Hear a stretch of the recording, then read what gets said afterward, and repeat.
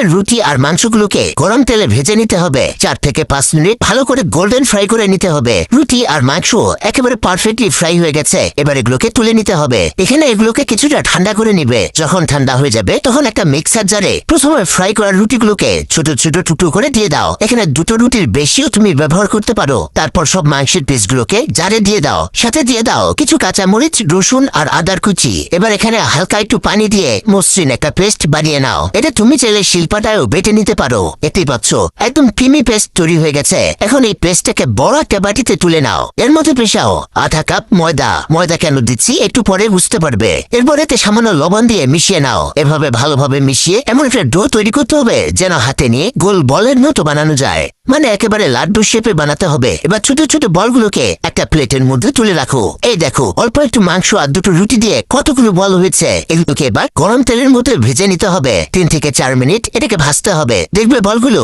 দারুণ golden colour হয়ে যাবে। এটা দেখো এগুলো একেবারে পারফেক্ট ভাবে একটা কালারে চলে এসেছে। এবার এগুলোকে তুলে রাখতে হবে। এখানে তেল ঝরিয়ে নিয়ে তুলে রাখবে। লাস্ট স্টেপে একটা মশলা বানাতে হবে। একটা প্যান গরম করে অল্প তেল দিয়ে দাও। এর মধ্যে দাও রসুন, আদা আর কাঁচামরিচ কুচি, আর এটাকে হালকা ভাজো। এগুলোকে কিছুটা ব্রাউন কালারে আনতে হবে। এই দেখো এমন হয়ে গেলে এতে দিয়ে দাও পেঁয়াজ কুচি। একটু নরম হওয়া পর্যন্ত পেঁয়াজগুলোকে ভাজতে হবে। এরপর দিয়ে দাও ক্যাপসিকাম বাদ দিয়ে তুমি টমেটো ব্যবহার করতে পারো। মনে রেখো ক্যাপসিকামে এক টেস্ট, টমেটোতে ভিন্ন টেস্ট চলে আসবে। 1-2 মিনিট ভাজতে হবে। এবার সসের পালা।